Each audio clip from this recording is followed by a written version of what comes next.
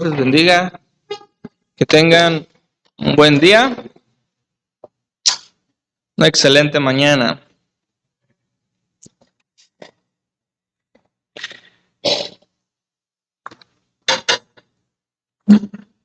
Pues los extrañé, hermanos, bastante, y espero que haya sido algo recíproco. Pero es bueno estar de vuelta en casa con la familia, que son cada uno de ustedes. Me gustaría continuar esta serie de mensajes, este estudio que estamos teniendo en el libro de los Hechos. Y es denominado este libro Hechos de los Apóstoles. Pero hemos dicho que creo que un mejor nombre son los Hechos de Cristo, del Cristo resucitado a través del Espíritu Santo y por medio de los apóstoles. Y en esta mañana estamos en el capítulo 3, así que vayan por favor en sus Biblias al libro de Hechos, capítulo 3, y vamos a ver solamente los primeros 10 versos de este capítulo.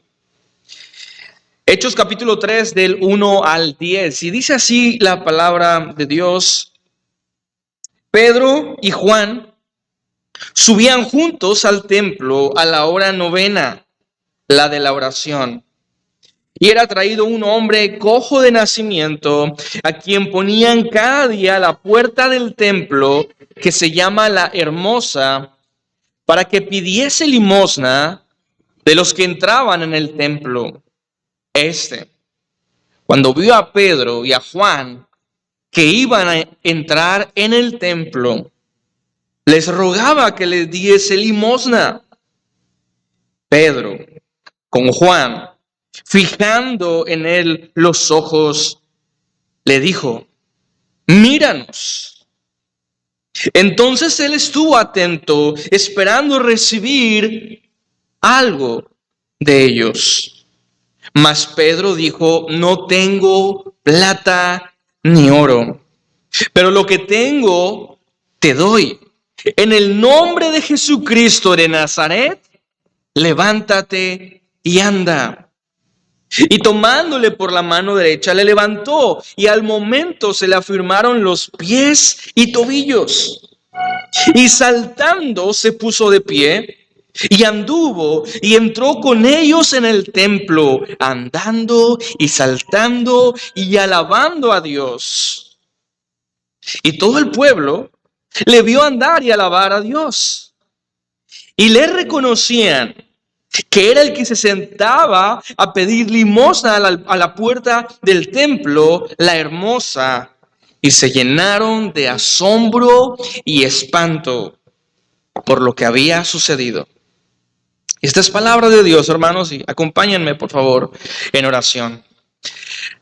Padre, te agradecemos por tus bondades, porque eres bueno, nos has traído nuevamente a tu casa. Y te pido que este tiempo sea un tiempo fructífero, un tiempo edificante para cada uno de nosotros. Ayúdanos a recordar el Evangelio. Ayúdanos a recordar tu misericordia. Ayúdanos a recordar todas las maravillas y prodigios que has hecho en nuestras vidas, comenzando en el día de nuestra salvación. Y ayúdanos a ser agradecidos. Ayúdanos a adorarte genuinamente, hacerlo en espíritu y en verdad. Dios, que examinemos nuestras vidas, examinemos el momento en el que estamos aquí, el por qué estamos aquí. Líbranos de una simple religiosidad. Líbranos de simplemente cumplir con una rutina establecida los domingos. Ayúdanos a ver claramente las maravillas que has hecho en nosotros. Dios, danos tu palabra, danos tu espíritu, danos el cambio que necesitamos en nuestras vidas. Oramos en Cristo Jesús. Amén. Hermanos, el título del mensaje es Los milagros y los discípulos. Los milagros y los discípulos. Y es bastante evidente este capítulo y cómo nos muestra la maravilla que ha sucedido en uno de los hombres que tenía una terrible enfermedad. A propósito, es el primer milagro que nosotros encontramos en el libro de los Hechos. No es el primer milagro que nosotros vemos en el periodo intertestamentario, porque de hecho Jesucristo había hecho muchos milagros, él había hecho muchas señales, pero sí es el primer milagro que nosotros encontramos que los discípulos, en el caso particular de Pedro y Juan, ellos hacen a favor de un enfermo, de un paralítico. Y me parece muy importante, hermanos, resaltar la realidad que muchas veces nosotros olvidamos. Cuando nosotros pedimos algo, cuando nosotros nos acercamos a Dios en oración, que por cierto es algo que casi todos dicen que hacen, ya seas una persona verdaderamente creyente o simplemente una persona religiosa, una persona hasta cierto punto convencida que Dios existe o que Dios es real. A veces encontramos a muchas personas que dicen, yo oro, yo le pido a Dios.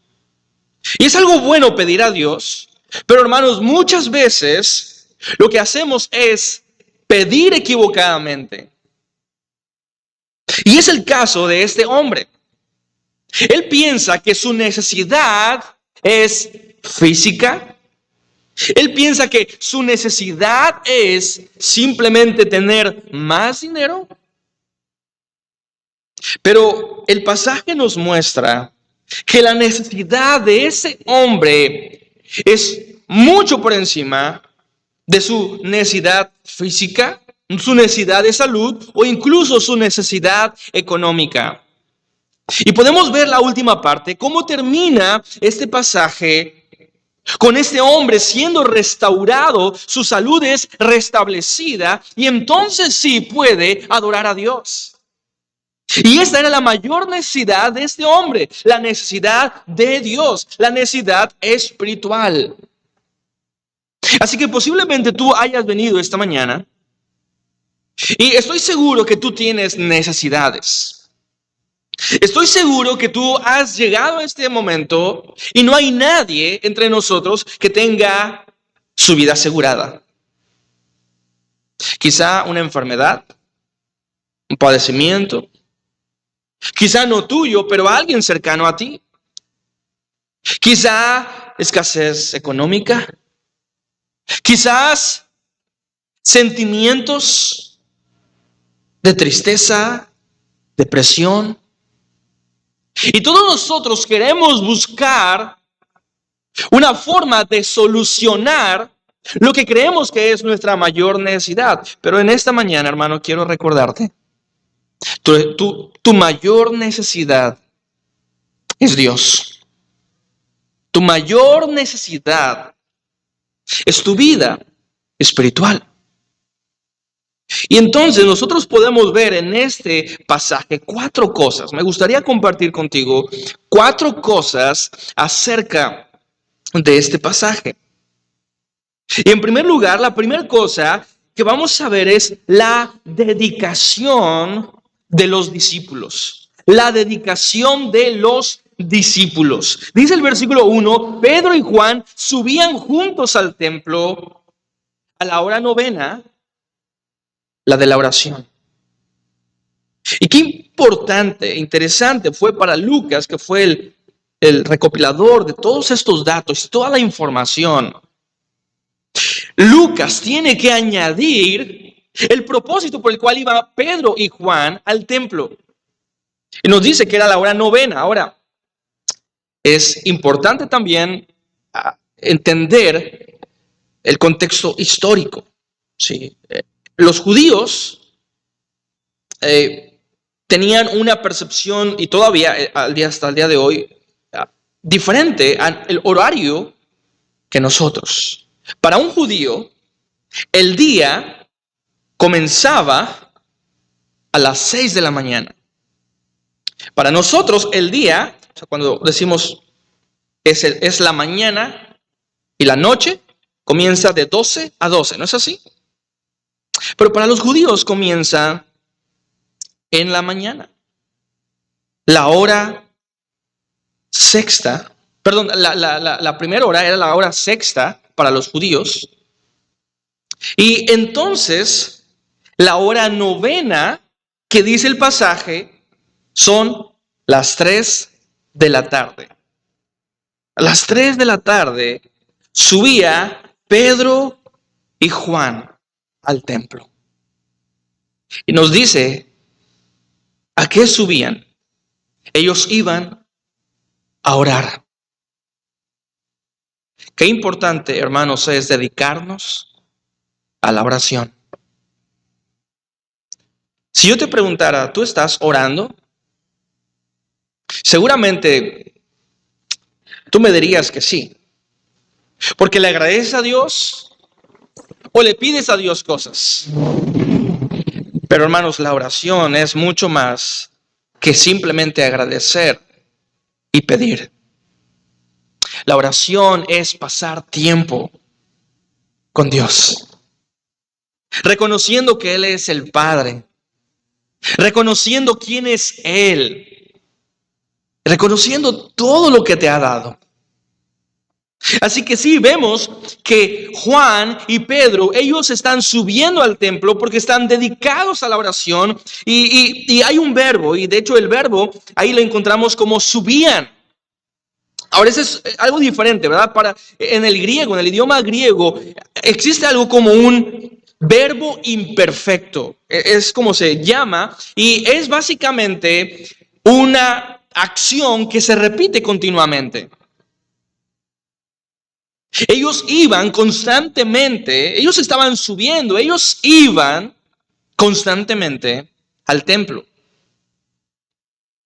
Habían hecho de la oración una prioridad en sus vidas.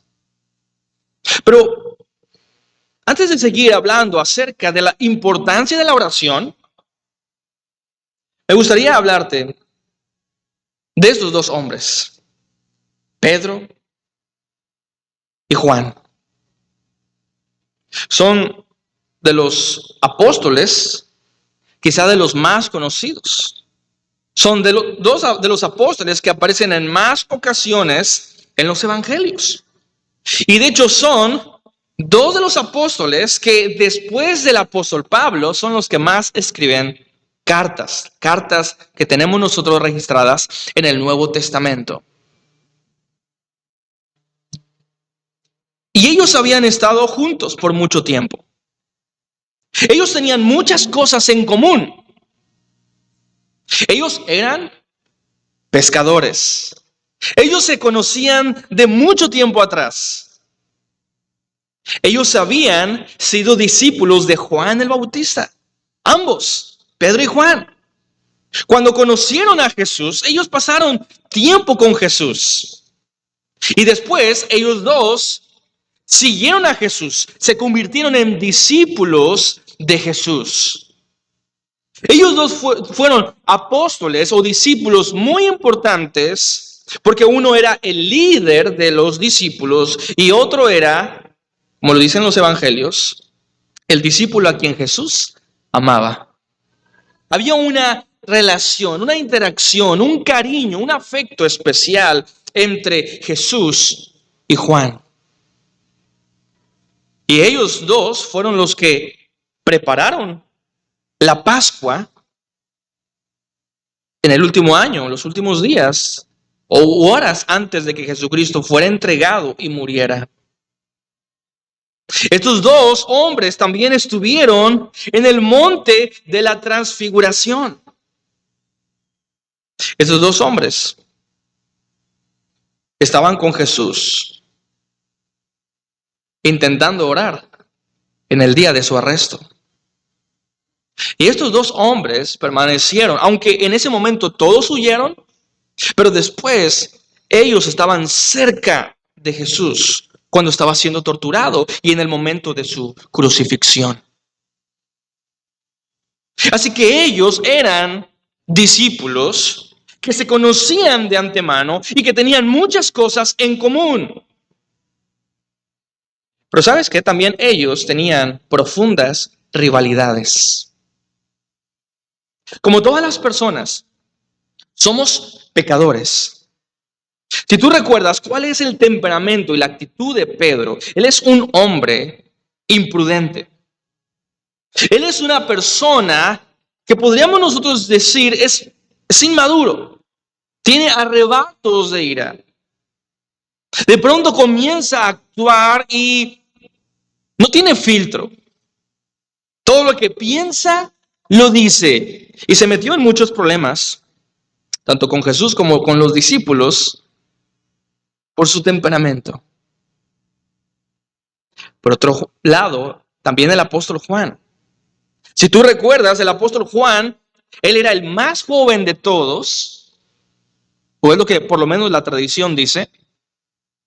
Posiblemente y casi seguramente, él era hijo de unos padres, o Zebedeo, que era un hombre posiblemente pudiente, un hombre rico, un hombre con recursos.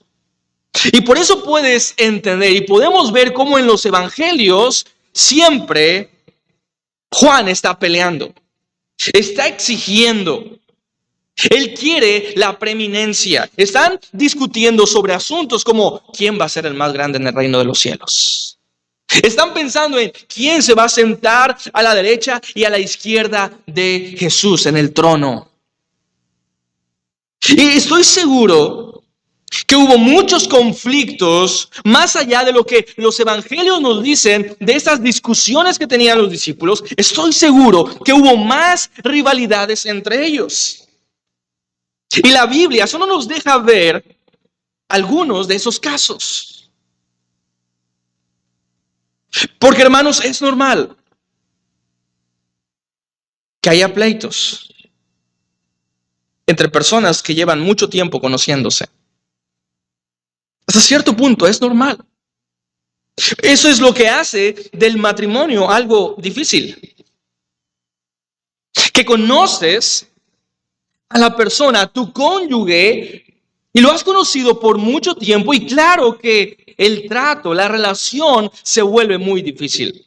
Porque todos esos años conociéndolo y todos estos años estando cerca de esa persona, se traduce mejor en que conoces mejor sus deficiencias, conoces mejor sus pecados.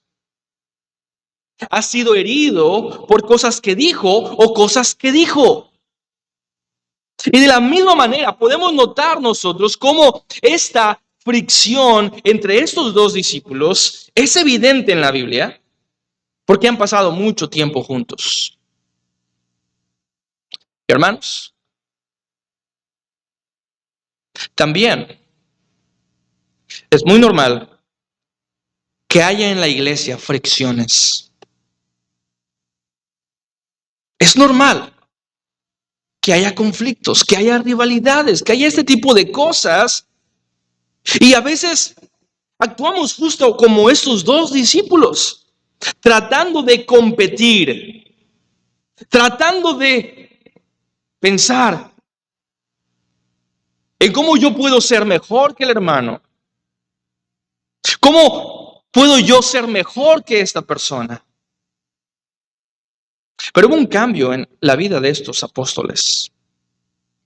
Porque así como ellos vieron a Cristo padecer, ¿sabes? Estos dos discípulos, Pedro y Juan, fueron los primeros en llegar y ver la tumba vacía. Fueron ellos mismos dos. Fueron los dos discípulos, junto con el resto de discípulos, que vieron a Jesús ascender a los cielos. Y ahora, después de tanto tiempo, caminando juntos, primero a pescar, después caminando juntos siguiendo a Juan, y ahora después caminando, siguiendo a Jesús, ahora siguen caminando juntos hacia el templo. Ya no está Juan el Bautista, ya no está Jesús, pero ellos siguen caminando juntos. Y qué hermoso es ver esto. Dos personas que son diferentes. Dos personas que podrían ser rivales, que sí, sin duda, han tenido pleitos, han tenido discusiones, han tenido rencillas, pero siguen caminando juntos para la gloria de Dios. Esta es la imagen de la iglesia. Juan y Pedro ejemplifican lo que debería ser la vida de la iglesia. Personas distintas, personas con pecado, que han pecado el uno contra el otro, pero que han aprendido que Dios es su Salvador, que Cristo los ha librado de la muerte y que ahora pueden rendir sus vidas en devoción a Él. Y pueden caminar hombro a hombro porque han entendido que todo lo que han recibido es por gracia.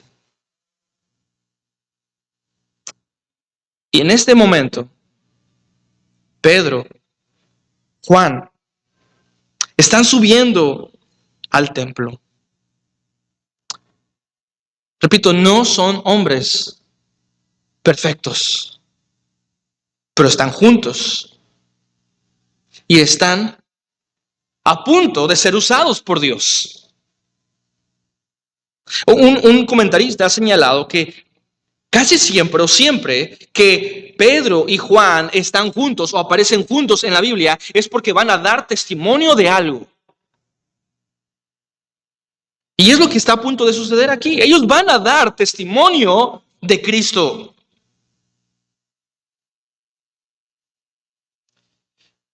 Personas diferentes. Y podemos ver esta rivalidad entre ellos, incluso cuando Jesús resucitó y estuvo con los discípulos antes de ascender a los cielos. Si tú recuerdas, Jesús le dice a Pedro, Él le dice la vida que iba a tener al final de sus vidas y cómo iba a depender de otras personas para ceñirlo. Ya no iba a poder caminar solo. Y vemos esa misma actitud de Pedro queriendo compararse con Juan.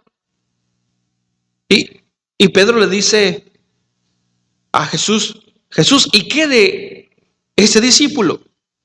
¿Qué va a suceder con él? Ya me has dicho qué va a suceder conmigo, pero quiero ver qué va a suceder con él. Y era Juan. Y Jesús le dijo, si quiero que él quede hasta que yo venga, quédate a ti, Pedro. Tú ven y sígueme. Qué importante es, hermanos, dejar de compararnos con otras personas. Dejar de ver a las otras personas en mi iglesia como competencia. Qué importante es aprender lo que Pedro y Juan aprendieron tiempo después, que en realidad son colaboradores juntos. Colaboradores. En este momento ellos están caminando y están caminando juntos. Y ellos se dirigen al templo a la hora novena, es decir, a las 3 de la tarde, y Lucas especifica por qué ellos iban a esta hora, porque era la hora de la oración. Ahora, no solamente era la hora de la oración, sino que históricamente era la hora del sacrificio. Y esto se remonta muy atrás, hasta el Antiguo Testamento, y de hecho en el tiempo del post-exilio, después de que ellos regresaron del exilio. Y lo que encontramos nosotros es que fue una tradición, algo que ellos comenzaron a hacer, de hacer sacrificios en la mañana y luego en la tarde y luego en la noche. 3 veces al día ellos hacían sacrificios. Sacrificios por el pueblo, sacrificios por el perdón de sus pecados. Y esta era la hora de los sacrificios. El primer sacrificio era a las 9 de la mañana, el segundo sacrificio era a las 12 de la tarde y el tercer sacrificio de hecho era a las 3 de la tarde. A las 9, a las 12 y a las 3. En el templo había sacrificios para perdonar los pecados, porque ellos entendían que no puedes acercarte a Dios con pecado. Y tu pecado debe de ser expiado primero. Y por eso existían los sacrificios en el Antiguo Testamento, para hacerte recordar que tú no puedes entrar al templo, al santuario y estar delante de la presencia de Dios por tus fuerzas. Necesitas un sustituto. Y por eso había sacrificios. Y después de los sacrificios, ahora sí podías ir al templo y podías orar a Dios. El pueblo de Dios, el pueblo de Israel, había entendido esto. Ahora Pedro y Juan van al templo. Y yo estoy convencido que ellos ya no están confiando en el sacrificio que se otorga ahí en el templo. Los sacrificios iban a continuar por algún tiempo, hasta el año 60, donde el templo de Jerusalén es destruido. Pero ahora Pedro y Juan pueden ir al templo, porque era su tradición, era algo que ellos ya habían hecho habitualmente, pero no iban confiados en la expiación de ese cordero o en ese macho cabrío, sino en el Cordero de Dios que quita el pecado del mundo. Ellos iban confiando en que podían ir al templo gracias al sacrificio de Jesucristo efectuado en la cruz. Y vemos cómo, hermanos, ellos subían. Ellos iban específicamente para orar y para adorar. Y hemos hablado en ocasiones pasadas, hermanos, de lo importante que es la oración.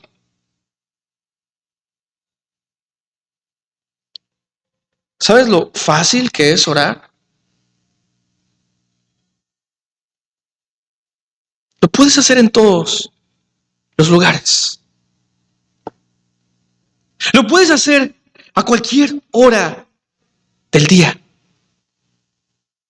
Ahora tienes un libre acceso delante de Dios. Pero hermanos, ¿sabes qué es lo triste? Que aún así nuestras vidas no son marcadas por este hábito de orar. No estamos dedicados a la oración. No estamos doblando nuestras rodillas lo suficiente. Y recuerda, no solo se trata de pedir cosas a Dios, porque somos muy buenos para orar en ese sentido, de pedir y pedir y pedir. Pero por desgracia, no hemos aprendido realmente a orar. Jesucristo, siendo Dios encarnado, nos dio el ejemplo de cómo deberíamos orar. Él oraba realmente. Él pasaba gran cantidad de tiempo dedicado a la oración. Y ahora vemos cómo Jesucristo ya no está con sus discípulos, pero los discípulos han visto a Jesús, el ejemplo de cómo se debe de orar. ¿Cómo debemos estar dedicados a la oración? Y ahora vemos que Jesucristo no está, pero los discípulos siguen dedicados a la oración. Y recuerda que no solamente ellos van al templo a orar, ellos ya han estado orando. De hecho, el libro de los Hechos abre, después de que se nos habla de la ascensión de Jesucristo, nos dice que los discípulos están reunidos, cerca de 120 personas, y ellos están orando. ¿Aún no reciben el Espíritu Santo? No es derramado todavía sobre ellos el Espíritu Santo, pero ellos están orando a Dios. Las reuniones de los primeros discípulos eran reuniones de oración. Y no debemos de menospreciar la palabra de Dios, o la predicación.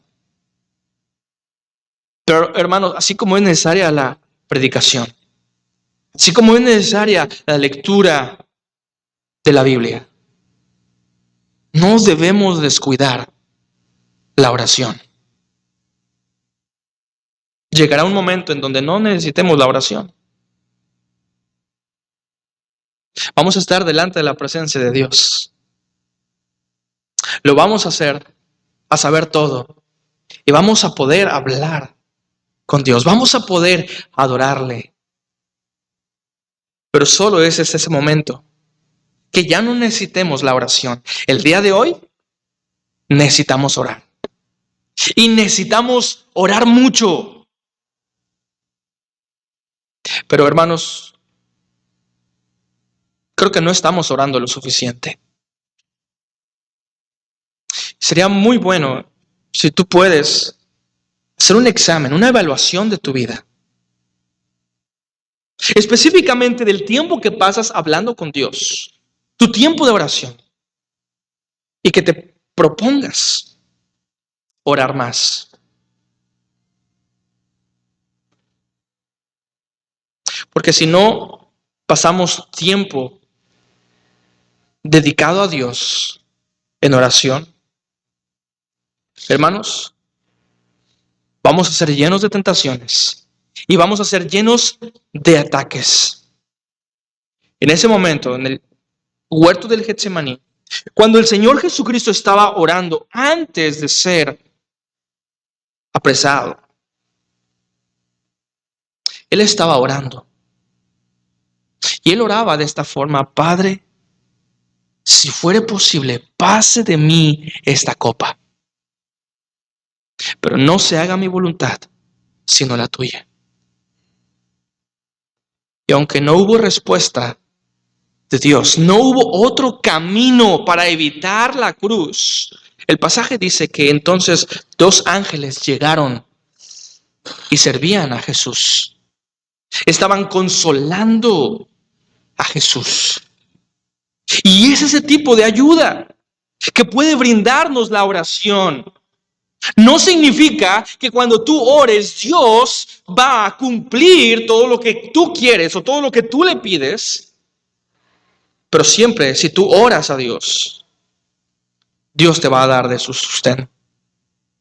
Dios te va a sostener. Dios va a guardar tu corazón. Dios va a poner paz en tu vida. Y hermanos, por eso es necesario pasar tiempo en oración. Vemos cómo estos discípulos estaban dedicados a la oración. Ellos estaban subiendo constantemente a orar al templo. Pero ya hemos visto, también ellos en sus reuniones estaban orando. Vimos en primer lugar la dedicación de los discípulos. En segundo lugar vemos la desgracia de un discapacitado. La desgracia de un discapacitado. Verso 2 dice: y era traído un hombre cojo de nacimiento, a quien ponían cada día a la puerta del templo, que se llama La Hermosa, para que pidiese limosna de los que entraban en el templo. Nos habla de un hombre en profunda desgracia.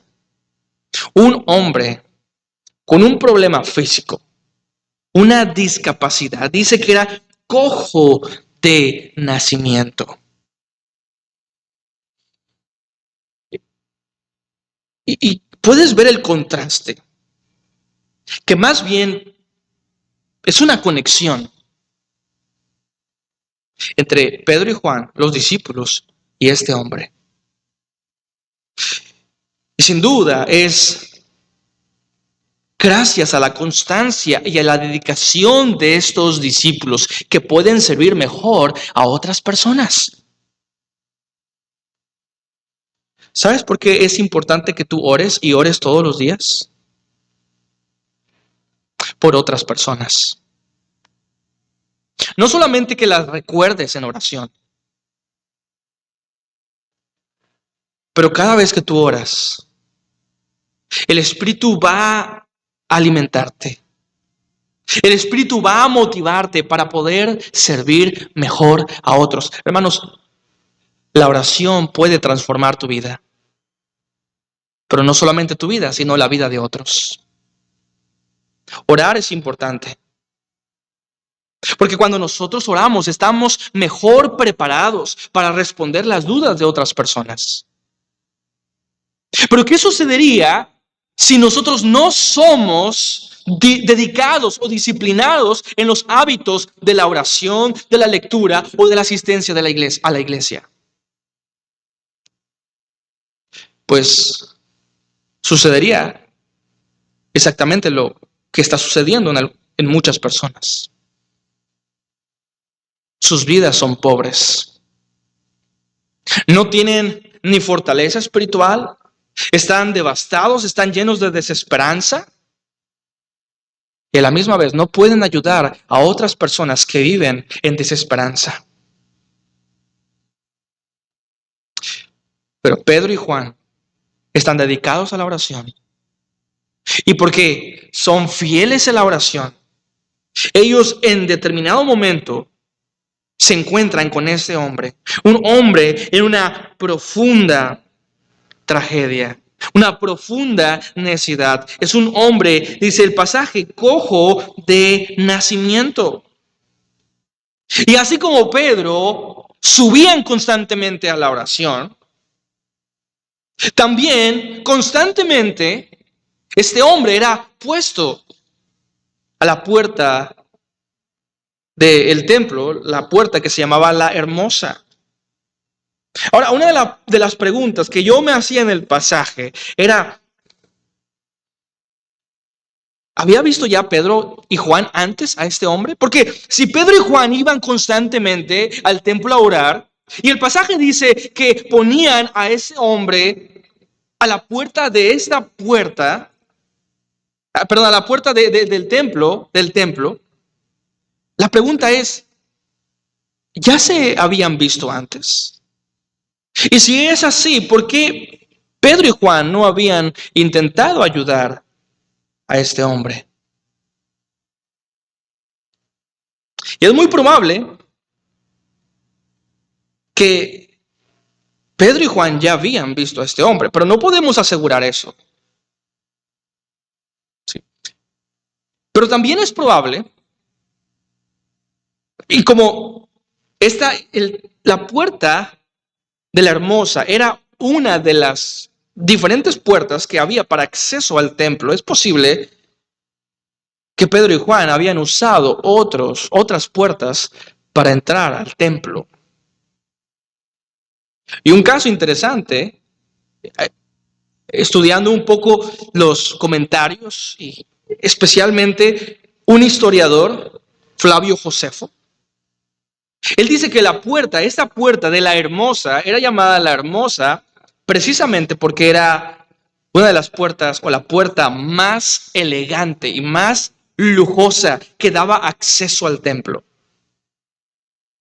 Era la puerta más lujosa, pero no solo eso, sino que era el lugar donde entraban las personas más ricas, los más religiosos y los más importantes. Era el acceso. Es como el acceso VIP, ¿verdad? Donde van, o sea, no cualquiera puede entrar.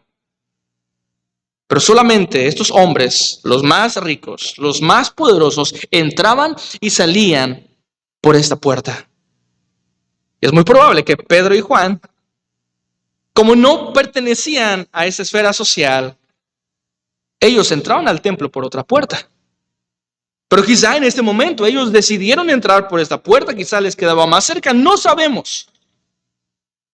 Pero podemos entender ahora la estrategia de las personas. No sabemos si fueron los amigos de este hombre o la familia de este hombre de poner no solo a la entrada de una puerta, sino a la entrada de la puerta más elegante, donde entran los más ricos, al templo. Porque para empezar,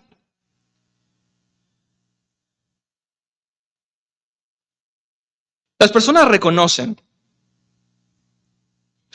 que los más generosos, los hombres y mujeres más generosos deberían ser las personas que asisten a la iglesia. Y por eso es muy normal que en las iglesias haya cerca personas que piden dinero. Y nos ha tocado, ¿verdad? De repente pasan personas pidiendo dinero cuando terminamos nuestras reuniones.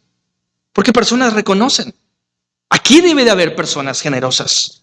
Y debería ser así, porque nosotros, hermanos, hemos conocido la generosidad de Dios. Hemos reconocido la gracia de Dios y deberíamos ser conocidos por personas generosas. Ahora entendemos por qué razón han puesto a este hombre a la entrada de la puerta más lujosa, la que se llama la Hermosa, para que este hombre pueda tener limosnas de los hombres más ricos. Fue una buena estrategia hasta cierto punto. Pero ¿sabes lo triste de esta historia? Piensa en este hombre. Piensa en la desesperanza que él había tenido. El siguiente capítulo nos da un poco más de información acerca de este hombre. Aquí se nos habla, no nos da su nombre, por cierto, pero nos dice que era un hombre cojo de nacimiento. Y no se nos dice cuántos años tenía, pero el capítulo 4 sí nos dice, en el versículo 22, ya que el hombre en quien se había hecho este milagro de sanidad tenía más de 40 años. Cojo de nacimiento. Y tener más de 40 años con esta profunda necesidad, sin poder caminar, sin poder moverse. Él tiene que depender de otras personas. Quizás su familia en algún punto estuvo muy animada y estuvo haciendo lo posible para que su hijo fuera sanado. Pero después de algún tiempo, al no ver mejoría, simplemente se dieron por vencidos. Quizás los amigos también quisieron ayudar a esta persona, pero con el paso del tiempo se dieron cuenta que era imposible ayudarlo. Este hombre jamás podría ser sano. Y la única muestra de misericordia fue tomarlo y ponerlo a la puerta de la entrada del templo. Fue el mejor acto de misericordia que estas personas podían hacer para este hombre. Y está aquí todos los días a la puerta del templo un hombre que está pidiendo. Pero su fe en Dios ha decaído. Está en el mejor lugar para hablar con Dios desde la perspectiva de un judío. Está en el templo. Se encuentra en ese momento del sacrificio y él estuvo sin duda mucho tiempo. No sabemos cuántos años por lo menos comenzaron a ponerlo aquí en el templo, a la puerta del templo. Pero él ha pasado mucho tiempo cerca del templo. Pero él no está confiando en Dios. ¿Sabes en quién está confiando? En las personas. Él no está pidiendo a Dios sanidad. Posiblemente en algún tiempo lo hizo, pero ha perdido su fe. Ahora se encuentra pidiendo migajas de dinero a cada una de esas personas religiosas que sale. Hermanos, quizá entre nosotros hay personas así. Personas que han dejado de orar. Personas que en algún momento, en algún tiempo en su vida, reconocieron quién era Dios, estuvieron cerca de Dios, comenzaron a orar, comenzaron a pedir, comenzaron a disfrutar de Dios, pero con el paso del tiempo se han decepcionado. Porque no obtuvieron lo que creyeron que necesitaban. Sus peticiones no fueron contestadas. Y se encuentran así, justo como este hombre paralítico, intentando confiar en las personas. Pero la Biblia es muy clara. Cuando tú confías en el hombre, eso no resultará en algo bueno. De hecho, la Biblia dice, maldito el hombre que confía en el hombre. No podemos confiar nosotros en las personas. No podemos confiar nuestras vidas y ciegamente confiar en las personas. Pero sí lo podemos hacer con Dios. En este momento, traen a este hombre cojo de nacimiento, con más de 40 años, con esta terrible enfermedad, no puede caminar, tiene que ser movido por otras personas. Lo ponen a la puerta del templo, la más elegante, que se llama la Hermosa, para que pida limosnas a todo el que entraba al templo. Y hermanos, hemos dicho cómo deberíamos nosotros ser generosos. Y siempre que Dios te ponga en la capacidad de ayudar a otros, no debes de rehusar hacerlo. Sí, a veces pensamos, es que si yo tuviera más, yo podría ser más generoso. Pero no son así las cosas.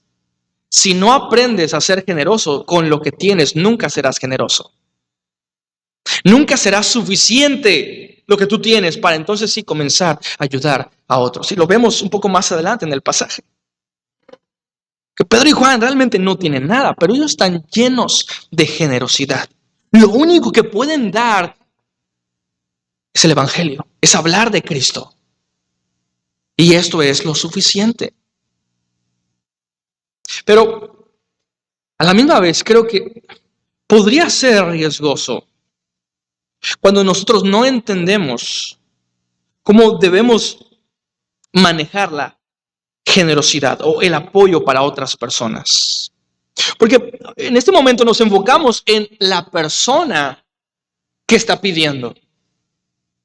Pero piensa, ¿cuántas personas habían salido del templo, habían entrado al templo, se habían topado con ese hombre? Y para aumentar quizá en sus mentes, ellos pensaban, para que Dios pueda escucharme, tengo que dar limosnas. Y esa era la mentalidad que particularmente era notoria en los fariseos.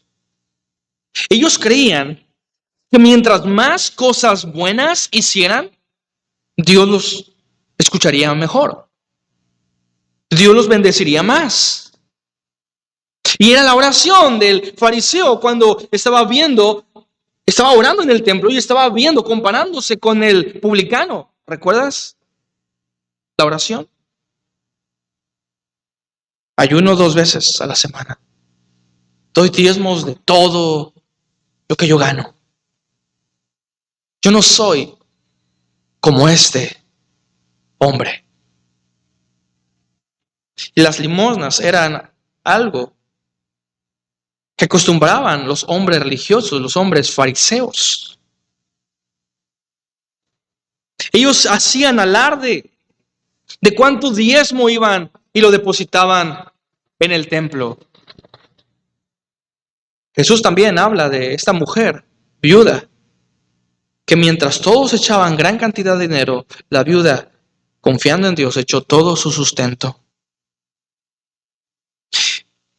Pero pensando en las personas que iban y con una supuesta generosidad simplemente lo que querían hacer puntos con Dios, hacer méritos delante de Dios. Ya ves, el día de hoy sigue siendo peligroso esto.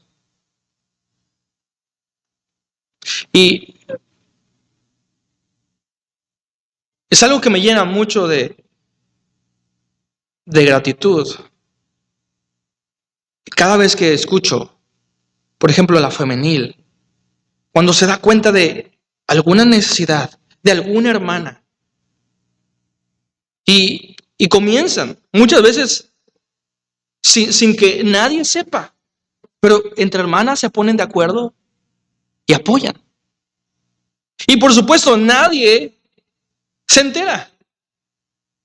Nadie se da cuenta de personas que ayudan a una hermana con necesidad, salvo que si tal vez alguna hermana o alguien se acerca y, oye, ¿qué te parece si vamos a ayudar a tal persona? Pero hermanos, así debería de ser la ayuda.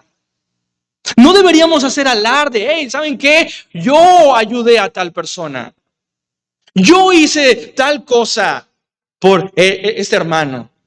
Y es triste cómo incluso se ha llevado un grado más allá de publicar en redes sociales, hacer alarde de lo bueno y de lo generoso que soy, de lo buen cristiano que soy.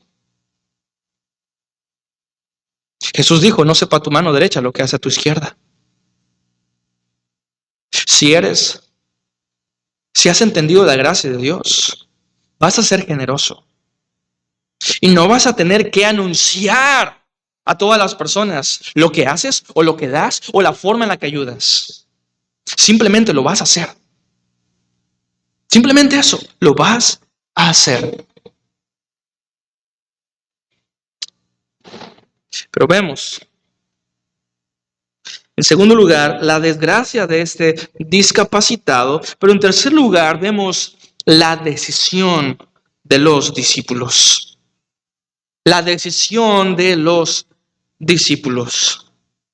Dice el verso número 3, cuando vio a Pedro y a Juan, este hombre, cojo de nacimiento, cuando ve a Pedro y a Juan que iban a entrar en el templo, dice el pasaje, les rogaba que le diesen limosna. La imagen, la palabra rogar, de hecho es la misma expresión que podría también traducirse en algunas ocasiones cuando estás orando con Dios. Es un ruego. Estás rogando, pero lo estás haciendo a la persona incorrecta. Recuerda, este hombre está en el mejor lugar para orar a Dios, para hacer ruegos delante de Dios, y está rogando a las personas un poco de limosna. Les rogaba que les diese limosna. Este hombre dejó de poner su confianza en Dios y puso su confianza en los hombres.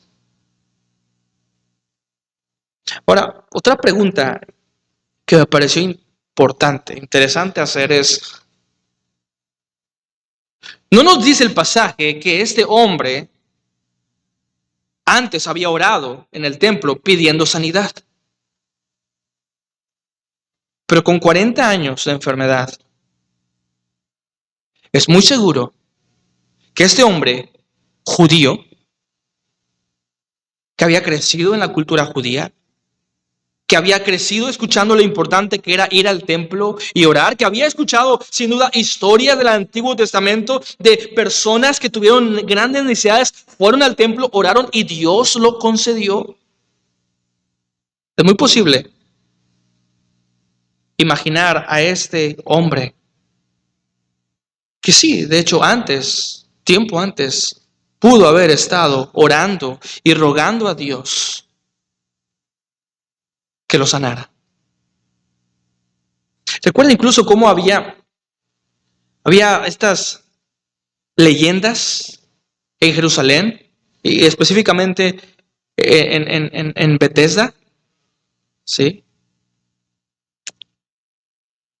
Que bajaba un ángel y tocaba el agua. Y la primera persona que bajaba al estanque de Bethesda y que tocaba el agua era sanada. Y las personas hacían lo que sea para ser sanadas. Posiblemente este hombre sí estuvo orando a Dios. La pregunta es, ¿por qué Dios no lo había sanado? ¿Por qué Dios no lo hizo? ¿Es que acaso Dios estaba ocupado con otras personas?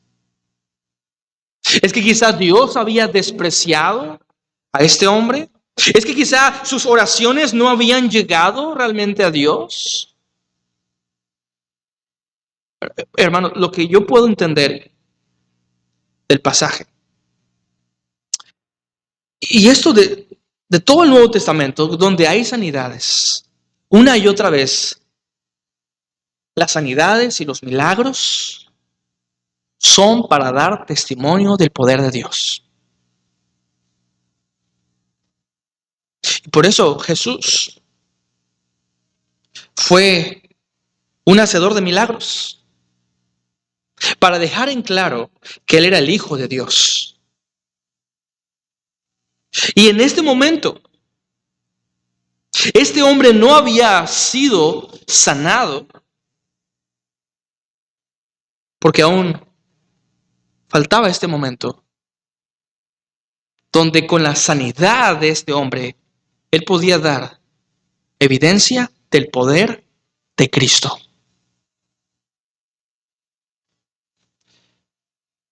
Y entonces él miró a Pedro, a Juan, les rogaba que les diese limosna. Versículo número 4, y Pedro y Juan, fijando en él los ojos, les dijo, míranos. Y es muy posible que este hombre se sentía indigno. Y lo que sucede con muchas personas que viven de limosnas, hay vergüenza en ellos. Y muchas veces cuando se acercan y piden limosna, piden dinero, ni siquiera son capaces de mirar a los ojos. Miran hacia abajo. Están llenos de vergüenza. Porque muchas personas ni siquiera tienen esa capacidad de ayudarles. Pero el pasaje dice que Pedro y Juan estaban viéndolo a él. Estaban viendo a los ojos. Pero este hombre no estaba mirándolos a ellos. Estaba lleno de vergüenza. Y por eso Juan y Pedro tienen que decir, míranos. Míranos, nosotros somos diferentes al resto de las personas. A nosotros nos puedes mirar a los ojos. Nosotros no te vamos a despreciar. No te vamos a mirar con vergüenza. Míranos. Y dice el versículo número 5. Entonces, él les estuvo atento, esperando recibir de ellos algo. Ahora, la palabra que se traduce aquí como el versículo número 5, que él estuvo atento, se traduce también en la versión Las Américas como él los miró atentamente. Pedro lo que exigía era que lo mirara. Y este hombre cojo sí mira atentamente a Pedro y Juan. Pero lo mira ¿cómo? Esperando recibir dinero. Él esperaba recibir dinero. Él esperaba obtener lo que él había pedido. Pero en las próximas